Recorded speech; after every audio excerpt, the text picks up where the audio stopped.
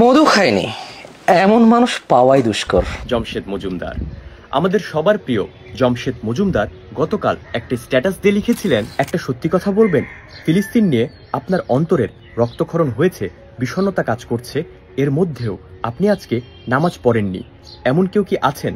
না না, আমি মোটেও বলছি না আপনি বেনামাজি হলে আপনি অন্যায়ের বিরুদ্ধে কথা বলতে পারবেন না। জাস্ট আমরা কতটুকু আল্লাহকে মানি সেটা বুঝার চেষ্টা করা, যদিও বোঝা সম্ভব না। আসলে যে ইমান আমারই কাজে আসে না, সে অন্যের কি কাজে আসতে পারে। শুধু তাই নয়, কমেন্ট সেকশনে তিনি আরও লিখেছিলেন, আমি কোনো ইবাদতকে কোনো ইবাদতের সাথে কম্পেয়ার করি নাই, মনে কিছু করবেন না। আমি স্পষ্ট করে লিখেছি, সুন্দর করে পড়লে ভুল বোঝার কোনো অবকাশ নাই। আমি সিম্পলি বুঝাতে চাইছি, আমরা এদেশের মানুষ সিনেমা নাটক দেখেও কাঁদি। যাদের মেন্টালিটি এরকম বা এমন ধরনের দর্শনকে সমর্থন করেন, তাদের জন্য একটা সত্য গল্প বলি। বদরের যুদ্ধ শুরু হওয়ার ঠিক আগ মুহূর্তে এক অমুসলিম লোক রাসূল সাল্লাল্লাহু আলাইহি সাল্লামের কাছে আসলেন, বললেন, আমি যুদ্ধে অংশ নিতে চাই।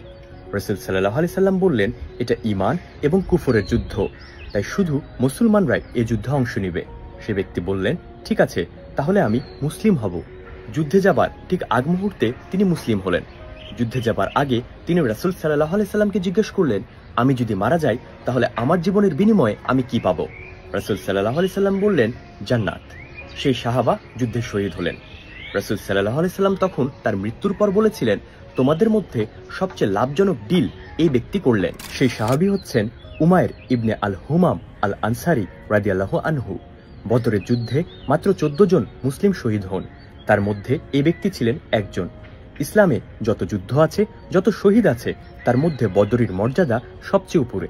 চিন্তা করেন, তিনি সারা জীবনে এক ওয়াক্ত নামাজ পড়েন নাই, সারা জীবনে একটা রোজা রাখেন নাই, জাকাত দেন নাই, হজ করেন নাই, এমনকি নিজের মুখ দিয়ে একটা দোয়া পর্যন্ত কখনো উচ্চারণ করেন নাই, কিন্তু সেই ব্যক্তিকে আল্লাহ তাআলা বদরি শহীদ হিসেবে কবুল করেছিলেন। আর আমাদের প্রিয় এই হানিনাটস ভদ্রলোক কিনা পৃথিবীর নিকৃষ্টতম গণহত্যা নিয়ে প্রতিবাদ করার সময় মানুষকে প্রশ্ন করছে সে নামাজি কিনা। আচ্ছা ভাই, আপনি যখন মধু বেচেন তখন কি আপনার কাস্টমারদের জিজ্ঞেস করেন সে নামাজি কিনা, সুদ ঘুষ খায় কিনা, অন্যের উপর অন্যায় অবিচার করে কিনা, অন্যের সম্পদ আত্মসাৎ করে খায় কিনা?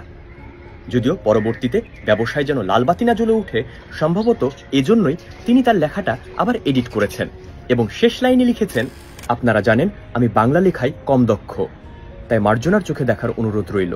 এবার ওনার মাতৃভাষার দক্ষতাকে একটু সাইডে রেখে অন্য ভাষার দক্ষতা দেখায়।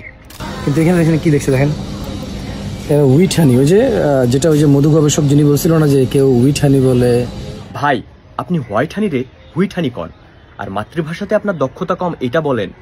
আপনি দক্ষতা কমের নামে আসলে কি বুঝাতে চেয়েছিলেন তা কিন্তু আমরা ঠিকই বুঝতে পেরেছি। আপনাদের এমন ধরনের স্ট্যাটাস, বক্তৃতা, পুন্দাপুন্দিতেই কিন্তু মুসলমান সহ অন্যান্য ধর্মাবলম্বীর মানুষজনও নিরুৎসাহিত হয় একসাথে একটা অন্যায়ের প্রতিবাদ করতে, কাঁধে কাঁধ মিলিয়ে চলতে। সময় আছে, আসুন আমরা নিজেদের আবেগটাকে একটা সঠিক দিকে ধাবিত করি।